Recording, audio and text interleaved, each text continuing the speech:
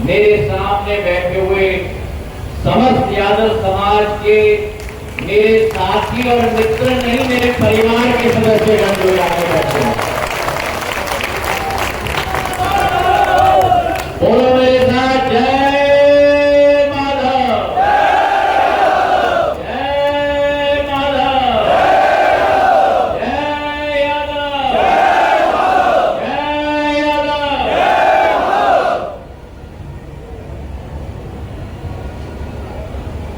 जिस सिंधिया परिवार ने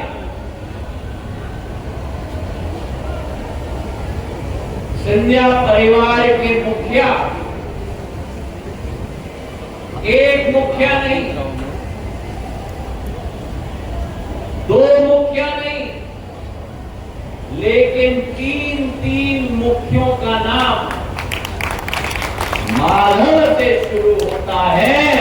वही तो मैं कहता हूं कि परिवार का एक सदस्य का सौभाग्य बनने का मुझे सौभाग्य प्राप्त हुआ है। मेरे महाराज जी महाराज हो, माधव महाराज प्रथम जो थे, माधव महाराज द्वितीय, और मेरे पूज्य पिताजी,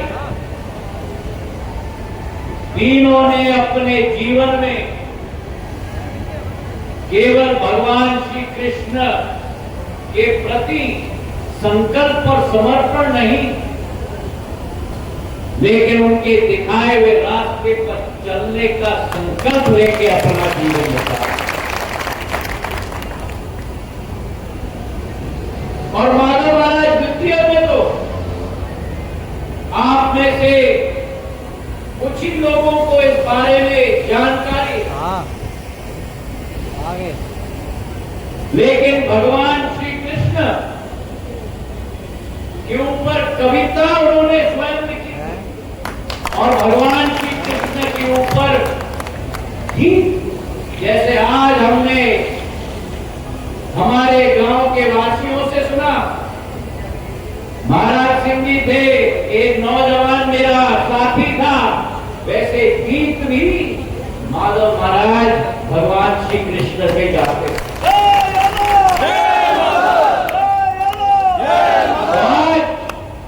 जन्माष्टमी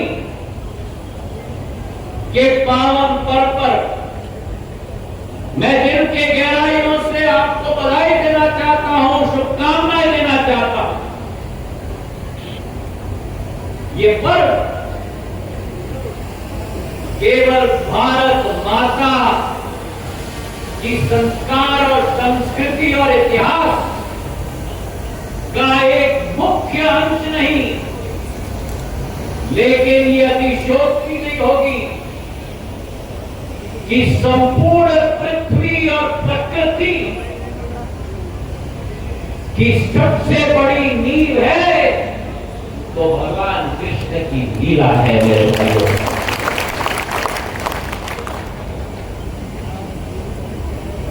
भाद्रपद मतलब भादौन मौसम के समय में अष्टमी तिथि की अंधेरी रात में रोहिणी नक्षत्र के समय में वासुदेव और देवकी के घर में भगवान कृष्ण का जन्म हुआ। नारे लगने चाहिए, क्योंकि ये आपके मस्तिष्क की बात नहीं है, ये आपकी जहन की बात है, आपके खून के एक एक तत्व की बात है, आपके दिल की एक एक धड़कन की बात है। प्रभु श्री कृष्ण ने जन्म लिया और आज जन्माष्टमी के पावन पर्व पर हम सबके दिल में एक हर्ष और उल्लास की गूंज निकल आती है, एक नई ऊर्जा प्रदान होती है। पर जैसे आज भगवान सिंह जी ने कहा इस मंच से, जैसे महेंद्र यादव जी ने कहा इस मंच से कि ये केवल इस पर्व तक सीमित नहीं होना चाहिए। हमारा संपूर्ण जीवन भगवान श्री कृष्ण के दिखाए हुए पथ पर चलने का संकल्प मेरे समाज के लोग हम लोगों को देना। जीवन जीने के तरीके को अगर परिभाषित करना है तो भगवान श्री कृष्ण के जीवन काल को देखो। उन्होंने सिद्ध किया था और उन्होंने कहा था कि मैं हर काल में आपके समक्ष रहूंगा। जब दुनिया में अहंकार और अंधकार होगा तब भी, और जब दुनिया में प्रसन्नता और ऊर्जा का वातावरण होगा तब भी मैं हर परिस्थिति में आपके साथ रहूंगा। ये भगवान श्री कृष्ण के वचन है मेरे भाई। अरे सबसे बोलो, अरे बंसी वाले एक एक बोलनी चाहिए पीछे से। अरे बंसी वाले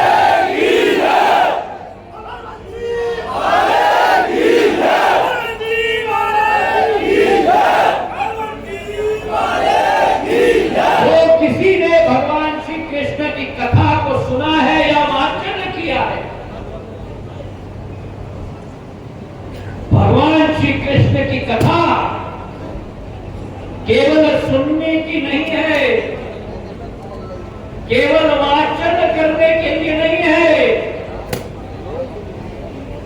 चरित्र और व्यवहार को देवता के रूप में अपने अंदर प्रकट करने की जरूरत है हमें मेरे भाइयों। भगवान श्री कृष्ण ने भगवत गीता में जो सीख सिखाई, जीवन का संदेश दिया, और कुरुक्षेत्र के माटी में जो उन्होंने एक सीख सिखाई कि जीवन काल में भविष्य की चिंता मत करना। अगर कर्म कर रहे हो तो साफ दिल से फिक्र के बिना जी जान लगाकर अपना कार्य करते रहना मेरे भाइयों। और जो भगवान श्री कृष्ण ने अर्जुन को कुरुक्षेत्र की रणभूमि में जब दो सेनाएं आमने सामने थी, जो ज्ञान प्राप्ति उन्होंने उनको दी,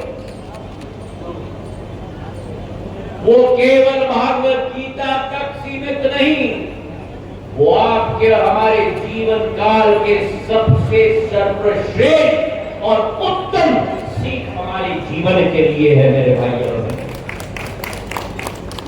44 साल पहले ये जल समारोह का शुरुआत आपके और मेरे ग्वालियर में, हमारे ग्वालियर में हमारे समाज के महान नायकों ने किया, महाराज सिंह जी ने किया। और आज 44 साल, सन 1980 से 2024 तक हर साल ये जल समारोह चलता है। हमारे महाराज बाड़े से फूलबाग तक मेरे पूज्य पिताजी ने सदैव आपके साथ शिरकत की थी। और मुझे याद है जब मैं बालक था, बचपन के समय में, आज का आधुनिक युग नहीं था, फॉर्च्यूनर और इंडेवर गाड़ी नहीं दिखती थी, साइकिल, रिक्शा, ठेला, बैलगाड़ी, घोड़े और ट्रैक्टर के आधार पर इतना सुंदर और भव्य जल समारोह निकलता था। आज मैं आप सबको बधाई देना चाहता हूं और सिंधिया परिवार का समाज के साथ, भगवान श्री कृष्ण के साथ उनके पूजन के लिए गोपाल मंदिर में इतना भव्य मूर्ति और सारे आभूषण माधव महाराज के दिए हुए आज तक वो रीति रिवाज चल रही है मेरे भाइयों। और आज इस कार्यक्रम से मैं कहीं और नहीं जा रहा।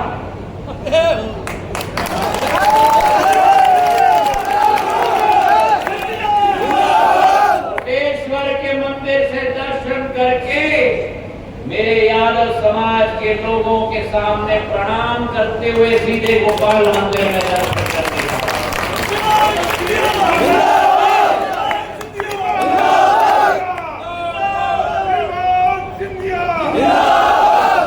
सिंधिया परिवार में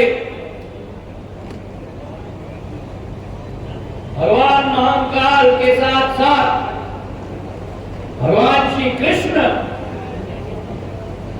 की पूजा अर्चना सदियों से की जा रही है। अगर कोटेश्वर को देखो तो गोपाल मंदिर को देखो।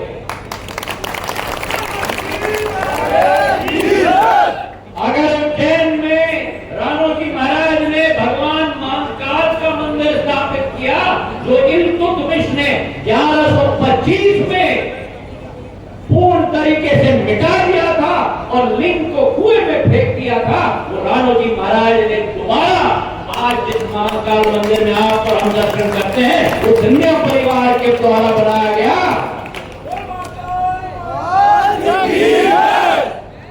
और उसी के साथ साथ महारानी बैजाबाई ने उसी के साथ साथ उज्जैन में गोपाल मंदिर भी स्थापित किया। और मालजी महाराज ने जो सोमनाथ मंदिर के द्वार महमूद गजनी ने उखाड़ कर लाहौर ले गए थे, मालजी महाराज ने लाहौर को फतेह करके छत्रपति शिवाजी महाराज का भगवा झंडा वहां गाड़ कर सोमनाथ मंदिर के सोने के द्वार लाहौर से वापस लाए।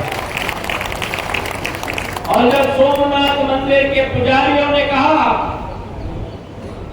कि हमने सोमनाथ मंदिर में द्वार तो दूसरे लगवा दिए हैं, तो वही सोमनाथ मंदिर के द्वार मालजी महाराज ने उज्जैन के गोपाल मंदिर में स्थापित कर। तो ये आपका हमारा संबंध कोई मनुष्य और मनुष्य का संबंध नहीं है।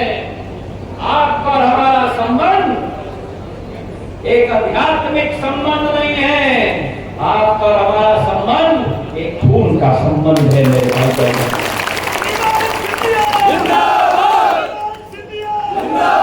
और सिंधिया परिवार में सदैव, क्योंकि समाज को सिंधिया परिवार ने अपना समान माना है। चाहे मंच पर महेंद्र यादव जी बैठे हैं, अशोक सिंह जी बैठे हैं, भगवान सिंह जी बैठे हैं, चाहे ग्वालियर के पूर्व दर्शन सिंह जी थे, चाहे हमारे पूर्व विधायक रघुवीर सिंह जी थे,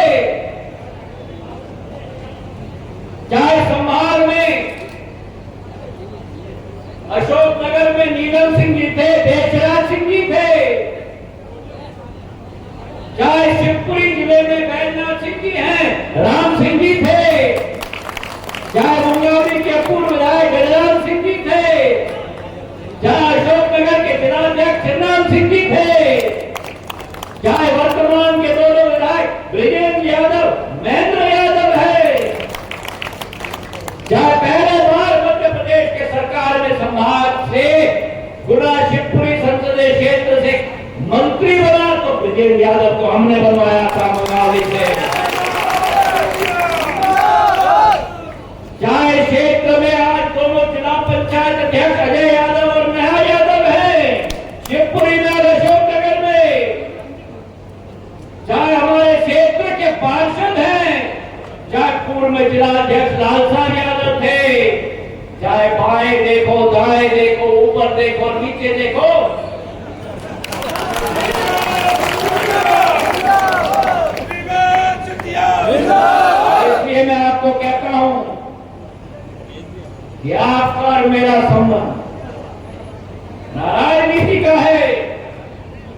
आपका और मेरा संबंध ना कुर्सी और पद का है, आपका और मेरा संबंध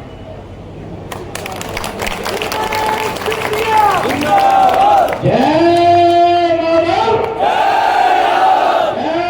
माधव, जय माधव, कोई कृष्ण कन्हैया, कोई कृष्ण कन्हैया,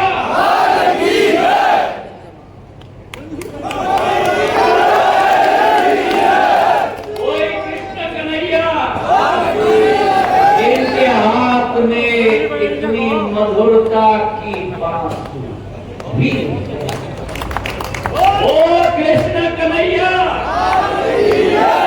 जिनके हाथों में इतनी मधुर बांसुरी है कि एक एक मनुष्य मग्न हो जाता था।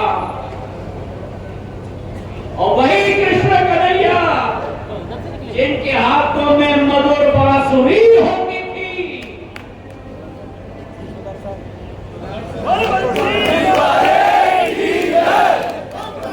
और उंगली पर दर्शन चक्र होता था कि अगर किसी ने पृथ्वी पर अन्याय किया, अगर किसी ने पृथ्वी पर किसी के विरुद्ध अत्याचार किया,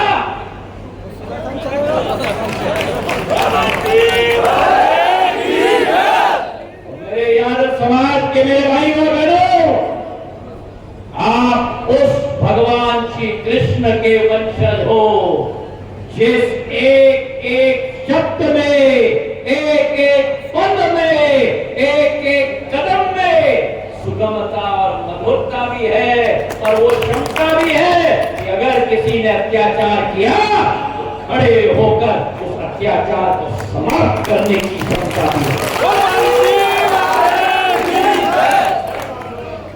और इसलिए आज आपसे मैं आह्वान करना चाहता हूं, भगवान श्री कृष्ण के वंशजों से मैं आह्वान करना चाहता हूं, आगे बढ़ो। ये समय हमारे संभाग, हमारे प्रदेश और हमारे देश का है। प्रधानमंत्री जी ने कह दिया है कि भारत को आत्मनिर्भर बनाना है, भारत को विश्व गुरु के रूप में स्थापित करना है, और अगर इस लक्ष्य की पूर्ति करनी होगी तो एक एक समाज के बंधु को खड़े होकर अपना योगदान इस भारत माता को देना होगा। मेरे भाइयों बहनों, जन्माष्टमी की बहुत बहुत बधाई।